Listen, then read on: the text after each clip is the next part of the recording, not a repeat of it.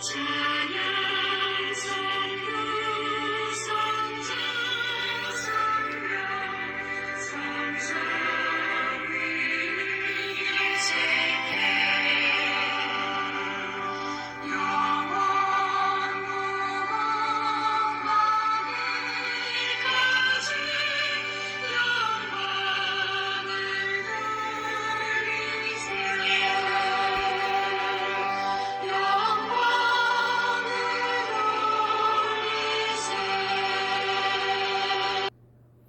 오늘 아침의 말씀은 마태복음 17장입니다.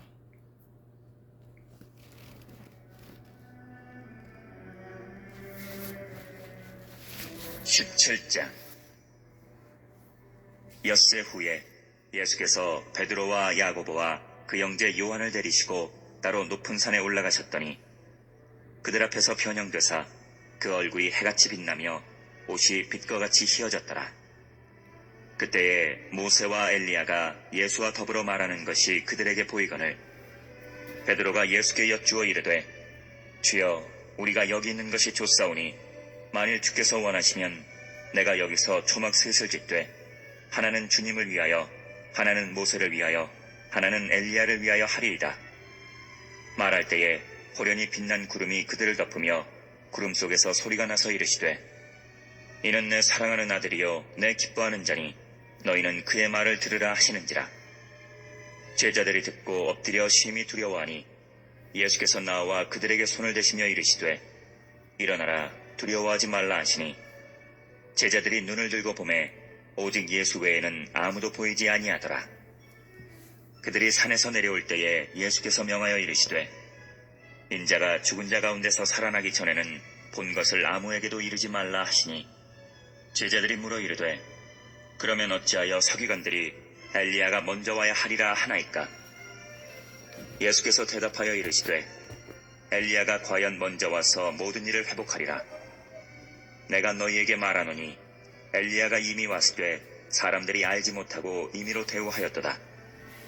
인자도 이와 같이 그들에게 고난을 받으리라 하시니 그제서야 제자들이 예수께서 말씀하신 것이 세례 요한인 줄을 깨달으니라. 그들이 무리에게 이르매 한 사람이 예수께 와서 꿇어 엎드려 이르되 주여 내 아들을 불쌍히 여기소서. 그가 간질로 심히 고생하여 자주 불에도 넘어지며 물에도 넘어지는지라. 내가 주의 제자들에게 데리고 왔으나 능히 고치지 못하더이다. 예수께서 대답하여 이르시되 믿음이 없고 패역한 세대여 내가 얼마나 너희와 함께 있으며 얼마나 너희에게 참으리요. 그를 이리로 데려오라 하시니라. 이에 예수께서 꾸짖으시니 귀신이 나가고 아이가 그때부터 나으니라. 이때 제자들이 조용히 예수께 나와 이르되 우리는 어찌하여 쫓아내지 못하였나이까? 이르시되 너희 믿음이 작은 까닭이니라. 진실로 너희에게 이르노니 만일 너희에게 믿음이 겨자씨 한 알만큼만 있어도 이 산을 명하여 여기서 저기로 옮겨지라 하면 옮겨질 것이요 또 너희가 못할 것이 없으리라. 갈릴리에 모일 때에 예수께서 제자들에게 이르시되 인자가 장차 사람들의 손에 넘겨져 죽임을 당하고 제3일에 살아나리라 하시니 제자들이 매우 근심하더라. 가버나움에 이르니 반세계를 받는 자들이 베드로에게 나와 이르되 너의 선생은 반세계를 내지 아니하느냐? 이르되 내신다 하고 집에 들어가니 예수께서 먼저 이르시되 시몬아 내 생각은 어떠하냐? 세상 임금들이 누구에게 관세와 국세를 받느냐? 자기 아들에게냐 타인에게냐? 베드로가 이르되 타인에게니이다. 예수께서 이르시되 그렇다면 아들들은 세를 면하리라.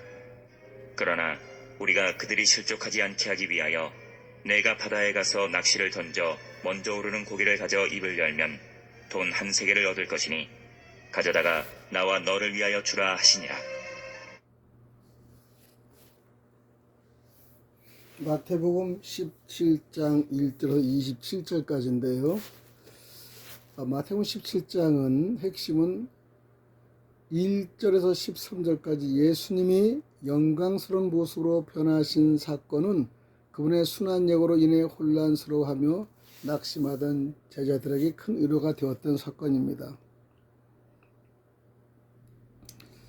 1장에서 13절들의 그리스도의 산상 변화에 대해서 말씀을 드립니다.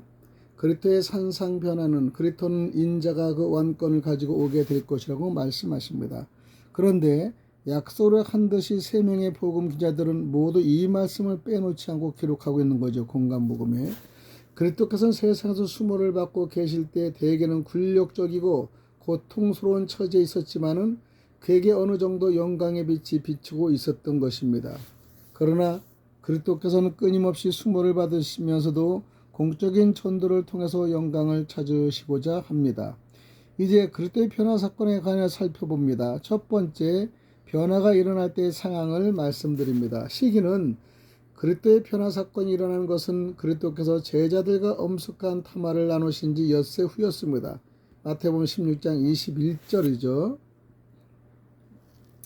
우리 주 예수께서 변화되시기 전 6일 동안 무슨 말씀을 하시고 무슨 일을 하시고 무슨 일을 하셨는지 전혀 기록되어 있지는 않습니다만 그리스도께서는 그의 교회를 위하여 아무것도 하시지 않는 것처럼 보이는 바로 그때 우리는 그리스도께서 오래지 않아 특별한 역사를 하실 것으로 기대해야 합니다. 두 번째 장소는요, 그곳은 따로 떨어진 높은 산 꼭대기입니다. 그리스도는 은밀한 장소로서 산을 선택합니다. 그는 따로 가셨고요. 즉 그리스도는 자기의 영광을 공적으로 드러내는 것이 현재 처지에 어울리지 않았기 때문에 변화되시기에 적합한 한적한 곳을 택하셨던 것 같습니다. 이래야 그는 우리에게 은밀한 기도가 하나님과의 교제를 더욱 깊게 해준다고 가르치시고자 했을 것이죠. 하나님과의 교제를 유지하고자 하는 사람들은 자주 사람들로부터 떠나야 합니다. 그러나 그들은 더 이상 그들이 홀로 있지 않다는 것을 발전하게 될 것이죠. 그것은 하나님 아버지께서 그들과 함께 계시기 때문입니다. 변화되기 위해 하나님과 교제를 나누고자 하는 사람들은 세상으로부터 물러나는 것뿐 아니라 높은 곳으로 올라가야 합니다. 즉 그들은 그들의 심령을 들여올려 위의 것을 찾아야 한다는 것을 골로새서 3장 1절에 말씀을 드리지 않습니까? 세 번째는 증인들에 대해서 말씀을 드리는데 그리스도는 베드로와 야고보와 요한을 함께 데리고 갑니다. 그는 자기의 변화를 보고 증거하기에 적당한 세 명의 제자들을 데리고 갔던 것인데 그리스도는 자기의 모습을 아주 확실하게 드러내지만 보지 않고도 믿는 사람이 복을 받도록 더욱 흔하게 드러내지는 않으십니다. 그가 이 세 명의 제자를 데리고 가신 것은 그들이 제자들 가운데 가장 중요한 제자들이기 때문이죠. 그들은 훗날 그리스도의 고통에 대한 증인들이 되었으며 이 사건은 그들로 하여금 그 일을 준비하게 하는 것이 되었습니다. 우리가 이 세상에 있는 동안 그리스도의 영광을 보게 된다면 그것은 우리가 그리스도와 더불어 고난을 당하는 일에 좋은 계기가 되는 것이죠. 이는 곧 이 고난들이 저 세상에서 그리스도의 영광을 보기 위해 준비가 되는 것과 같은 것입니다. 두 번째는 변화의 특징에서 말씀을 드립니다. 저희 앞에서 변형되사 그리스도의 육신이 실체는 그대로 남아 있습니다. 그는 영체로 바뀐 것은 아니었죠. 그러나 연약하고 수치스럽게 나타났던 그의 육신이 이제는 권능과 영광으로 나타나십니다. 이제 변화를 통하여 그리스도는 제자들에게 그의 영광을 희미하게 나타내셨죠. 그리고 이 영광은 그리스도의 모습을 변형시키지 않을 수는 없었습니다. 그의 변형은 다음에 두 가지로 나타납니다. 첫 번째, 그 얼굴이 해와 같이 빛나며 얼굴은 몸의 주요 부분인데 그 얼굴이 그렇게 빛났던 것이죠. 그리스도께서는 능력을 행하실 때 그의 얼굴은 해와 같이 아주 선명하고 밝게 빛난다고 말합니다. 말하자면 그의 빛이 검은 구름 뒤에서 갑자기 쏟아져 나왔기 때문에 더욱더 영광스럽게 보일 것입니다. 두 번째는 옷이 빛과 같이 휘어졌더라 하시는데 모세 얼굴에서 나타나는 빛은 아주 약했기 때문에 얇은 덮개로도 쉽사리 가려질 수 있었습니다. 그러나 그리스도의 몸에도 영광이 나타나서 그의 옷이 그 영광으로 말미암아 밝게 빛났던 것입니다. 세 번째는 그리스도와 함께한 자들을 말씀을 드립니다. 그때 모세와 엘리야가 예수로 더불어 말씀하는 것이 저희에게 보이거늘 하늘의 영광을 받은 성자들이 그리스도와 이야기하고 있었는데 이는 베드로, 야고보, 요한 등 세 제자가 땅에서 증거할 때 그 성자들은 하늘로부터 증거 삼기 위해서 온 것이죠. 우리는 이 사건을 통해 그리스도 안에서 잠자는 자들은 멸망당하지 않는다는 것을 우리는 알게 됩니다. 이 두 성자들은 모세와 엘리야였는데요. 유대인들은 두 성자들은 모세와 엘리야였는데 유대인들은 모세 엘리야를 대단히 존경하고 있었기 때문에 그들이 그리스도를 증거하러 왔던 것입니다. 그들을 통해서 율법과 예언들이 그리스도를 영화롭게 했으며 그리스도에 대한 증거도 했습니다. 제자들이 그들을 보고 그들이 말하는 걸 듣습니다. 그리고 제자들은 그들이 모세와 엘리야라는 것을 알게 되었던 것입니다. 영광을 받은 성도들은 하늘에서 서로 알게 된다는 것이죠. 그들은 그리스도와 함께 대화를 나누기도 합니다. 이처럼 그리스도는 복을 받는 자들과 교제를 나눈다는 것이죠. 네 번째는 그리스도의 영광을 보니 제자들의 큰 기쁨과 만족이 나옵니다. 평상시에 같이 베드로는 다른 제자들을 대신해서 말하는데 주여 우리가 여기 있는 것이 좋사오니 베드로는 이 말을 다음과 같은 뜻으로 나타낸 것이요. 첫 번째 제자들은 이 대화를 통해 기쁨을 얻습니다. 주여 여기 있는 것이 좋사오니 베드로는 함께 온 제자들이 느낌까지 말하고 있는 것입니다. 따라서 베드로가 한 말은 곧 자기 자신뿐 아니라 그 제자들 모두를 위해서 좋다는 뜻으로 말한 것이죠. 베드로는 이런 은혜를 독점하려고 탐하기보다는 오히려 함께 온 제자들과 기꺼이 이 은혜를 나누고자 했던 것입니다. 그리스도를 사랑하고 그리스도와 함께하고 싶어하는 영혼은 그리스도에게 가서 주여 우리가 여기 있는 것 좋사오니라고 말하기를 좋아합니다. 주 예수의 모든 제자들은 거룩한 산에서 그리스도와 함께 있는 것을 좋게 생각하죠. 그리스도가 계시는 곳에서 홀로 그리스도와 머무는 것은 그 더 좋은 일입니다. 그러므로 주 예수의 아름다운 모습을 볼 수 있는 곳에 머무는 것은 이들보다 더 좋은 일이 아닐 수 없겠죠. 두 번째는 제자들은 그 기쁨을 계속 누리고 싶어합니다. 그래서 여기서 초막셋을 짓때 베드로가 말했던 것은 수많은 말 중에서 이 말 속에서도 베드로의 신중한 면보다는 그의 열심이 더 많이 나타나고 있지 않습니까? 그들은 하늘나라에 관련된 대화에 열중하고 있습니다. 믿음으로 주의 전에 거여 주님의 아름다움을 바라보는 자들은 평생토록 주의 전에서 머물기를 바라지 않을 수는 없죠. 그러므로 여행자로보다는 집에 머무는 사람으로서 거룩한 규례 안에 거하는 것이 매우 좋습니다. 두 번째는 그러나 이 열심을 통해 베드로는 상당히 많은 약점과 무지를 무심코 드러내기도 합니다. 모세와 엘리야에게 초막이 무슨 필요가 있었겠습니까? 그리스도는 최근에 자신이 고난받아야 할 것을 예언하신 겁니다. 베드로는 이 예언을 잊어버렸던가 아니면 그 고난을 방지하기 위해 고난의 길에서 벗어나 그리스도의 영광이 나타난 산에 초막을 지으려고 했을 것입니다. 선한 사람들도 십자가 없이 멸류관을 기대하는 경향이 있죠. 만일 우리가 세상에서 천국에 관한 일을 찾는다면 우리는 우리의 목표에서 벗어나고 있는 것입니다. 나그네와 순례자들의 집을 짓는 일에 대해 이야기하거나 항구적인 도시를 기대하는 것은 어울리지 않는 일이죠. 그러나 베드로의 제안이 전혀 어울리지 않았더라도 전혀 변명의 여지가 없는 것은 아닙니다. 그런 자기의 하는 말을 자기도 알지 못했습니다. 누가복음 9장 33절. 그래서 알지 못했을 뿐 아니라 그리스도의 지혜에 자신의 제안을 공손히 아뢰은 것이죠. 주께서 만일 원하시면 내가 여기서 짓되 베드로의 이 말에 대해 그리스도는 아무런 대답도 하지 않으셨습니다. 베드로의 말에 대한 대답은 얼마 뒤 그리스도의 영광이 사라짐으로써 나타납니다. 다섯 번째는 아버지 하나님께서는 우리 주 예수에게 주신 영광스러운 증거 5절에 그리스도에 대해 하늘로부터 들려온 이 증거에 관해 다음의 사실을 살펴보면 첫 번째 그 증거는 어떻게 나타났으며 어떤 방법으로 전달했는가? 그것은 구름을 통해 이루어졌습니다. 우리는 종종 구약에서 구름이 하나님의 임재를 가리는 가시적 징표였다는 것을 발견하게 되죠. 하나님은 구름 가운데서 장막에 임하셨고 나중에는 성전에 임하셨습니다. 그러므로 그리스도까지 영광을 받으시는 성전이 있는 것이죠. 또한 하나님은 그 성전에서 자신이 임재하신다는 것을 나타내 보였습니다. 그 소리가 들려왔던 구름은 빛나는 구름이었죠. 율법 시대는 보통 짙고 어두운 구름을 하나님께서는 임했다는 것을 나타내는 징표로 우리가 삼은 걸 볼 수 있습니다. 그러나 우리가 올라온 산은 빛나는 구름으로 덮여있는 산입니다. 구약의 산은 사랑과 자유를 뜻하는데 그 구름은 제자들을 보호합니다. 하나님은 자기의 백성들에게 자신의 보습을 드러내실 때 그 백성들의 신체적인 구조를 고려하여 나타나시기도 하죠. 알기 쉬운 것들을 통해 영적인 일들을 전하는 비유가 그들의 깨달음에 도움을 주는 것처럼 이 구름도 그들의 견딜 수 있을 만큼 그들의 눈을 가립니다.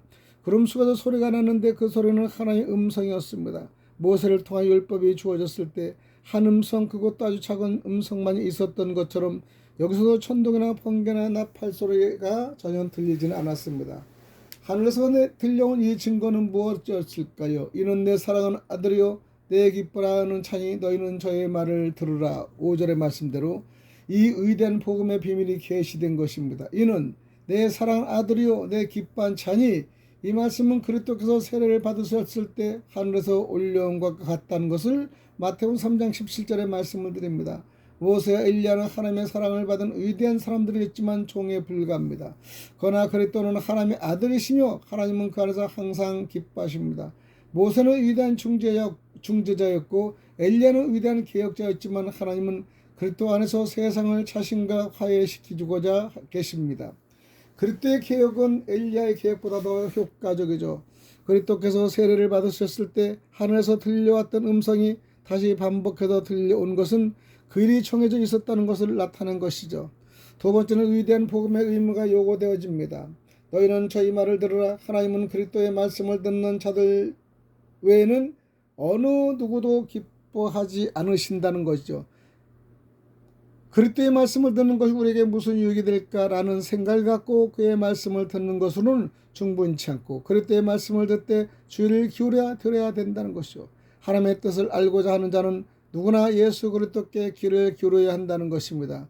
그것은 하나님께서 이 마지막 시대에 그리스도를 통하여 우리에게 말씀하셨기 때문입니다. 말하자면 하나님은 여기서 자신의 뜻에 대한 모든 계시를 그리스도께 인계하시는 것이죠.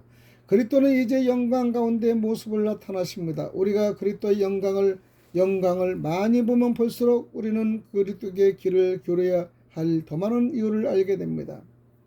모세와 엘리야가 그리스도와 함께 있는 것은 그리스도께서 율법과 예언에 대해 관장하신다는 걸 뜻합니다. 이제까지는 그들에게 들을지니라. 누가복음 16장 29절의 말씀을 언급하는데 하나님은 이제 너희 말을 들으라. 그리고 그것으로 족하다라고 말씀하십니다. 이는 곧 모세와 엘리야의 말이 아니라 그리스도의 말을 들으라. 그러면은 너희가 그들을 필요로 하지 않을 것이다 라는 것이죠. 여섯 번째는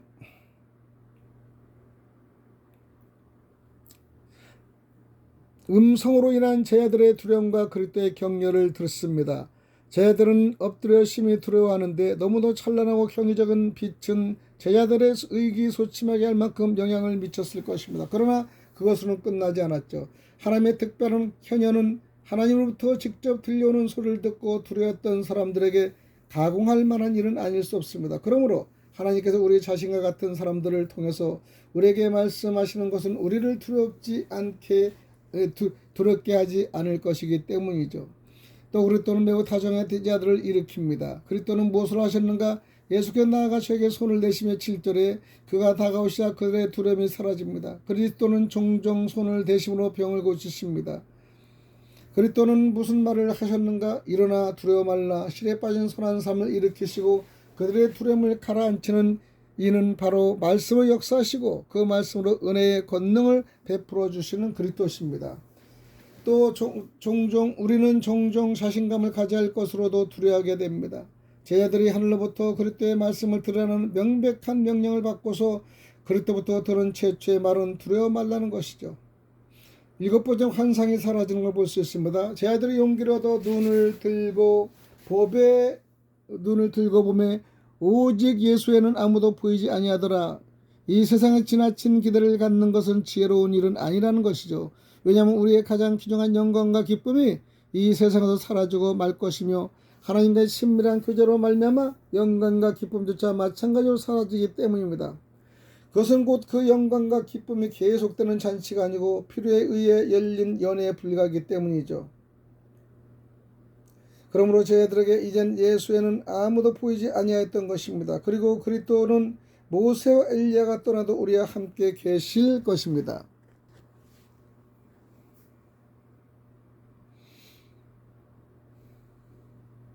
여덟 번째는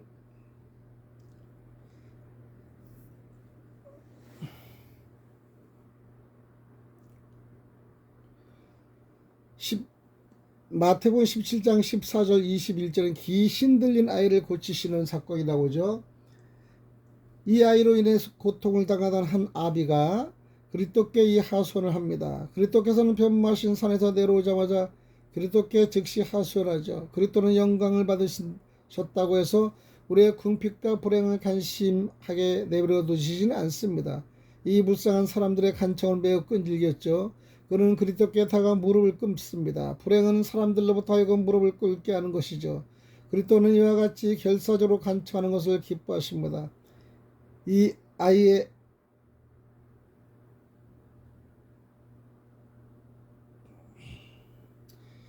고통은 주여 내 아들을 불쌍히 여기소서. 부모들은 이중으로 자기 자녀를 위해 기도하는 일에 관심을 쏟습니다. 곧 그들이 약해서 기도할 수 없는 경우와 그들이 너무 약하여 자신을 위한 기도를 하려고 하지 않을 경우에 생각해서 부모들은 그 자녀들을 위하여 기도를 해야만 할 수밖에 없지 않습니까?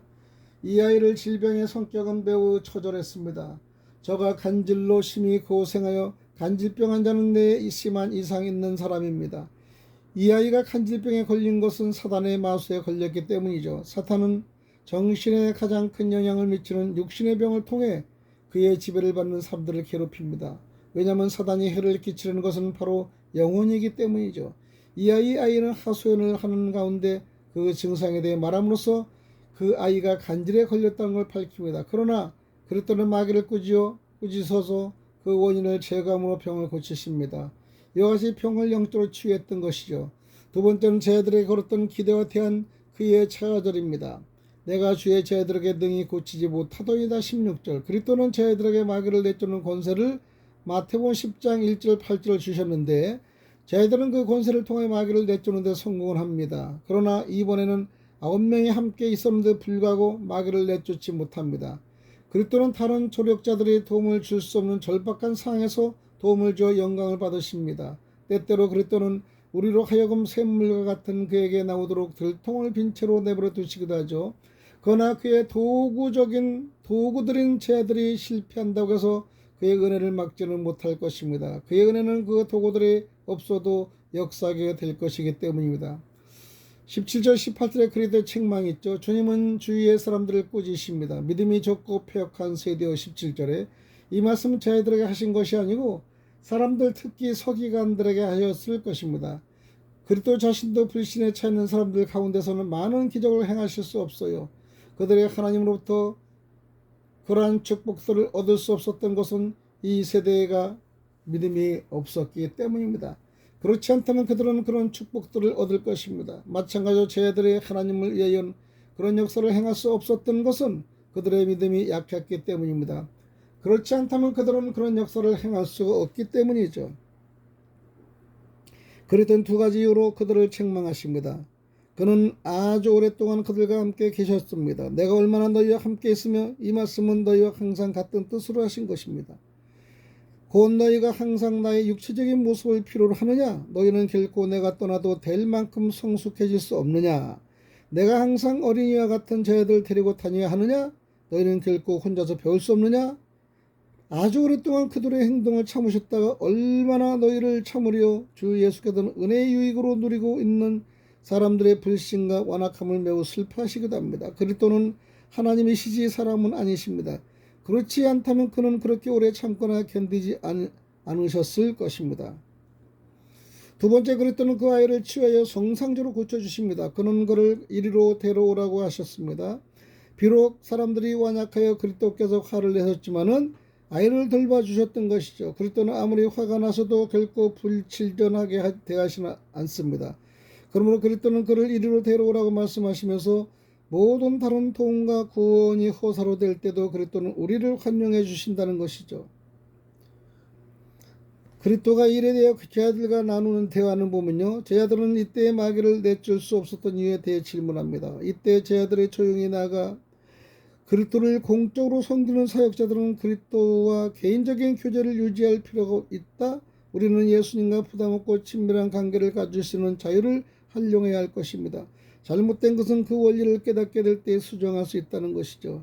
그랬던 제자들에게 그들이 실패하게 된 이유를 두 가지로 말씀하십니다. 너희들의 실패는 너희 믿음이 적은 영혼이라. 20절. 그리스도는 이 아이의 아비와 사람들에게 말씀하실 때는 병을 고치지 못한 이유가 그들의 불신 때문이라고 책망합니다. 그러나 제자들에게 말씀하셨을 때는 제자들이 실패한 이유를 제자들 자신의 불신 때문이라고 책망합니다. 사실 양쪽 모두 잘못이 있었던 것이죠. 하나님의 말씀을 전하는 일이 다른 때와 같이 큰 가마를 주지 못할 땐 사람들은 사역자들에게 모든 잘못을 전가하기 쉬우나 사역자들도 사람들에게 모든 잘못을 돌리기도 쉽습니다. 그러나 각기 자기 자신의 잘못을 시인하고 그 잘못은 나 때문이라고 말하는 것이 더 합당할 것입니다. 그들의 믿음을 갖긴 했어도 그 믿음은 연약하고 무력했습니다. 믿음이 그 믿음의 합당한 힘과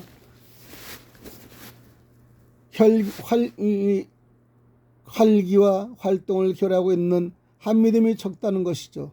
예수께서는 이것을 기회로 제자들에게 믿음의 능력을 보여주십니다. 너희가 만일 믿음이 한 겨자씨만큼 적으면 기적을 행하게 될 것이다. 이것이 겨자씨를 가루로 만들었을 때 톡 쏘며 얼얼한 맛을 가지는 성질에 관한 비유라고 해석하기도 합니다. 그리스도께서는 하신 말씀은 너희가 만일 무감각하고 생기 없으며 몸이 건조한 믿음이 아니고 적극적으로 자라나는 믿음을 가졌다면 이처럼 당황하지는 않을 것이다. 그러나 이 말씀 오히려 너희가 만일 겨자씨 한 알과 같은 참된 믿음을 가졌다면 작은 믿음을 가졌다 하더라도 기적을 행하게 될 것이다 라고 우리 주님은 말씀하시는 겁니다. 그리스도는 제자들이 이것을 확신시키기 위하여 그들이 할 수 있었던 걸 보여줍니다.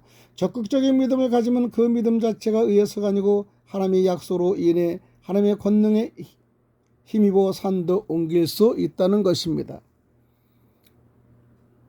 또한 제자들이 이 아이의 병을 고칠 수 없었던 것은 그 병이 다른 병보다 더 고치기 어려운 병이었기 때문입니다.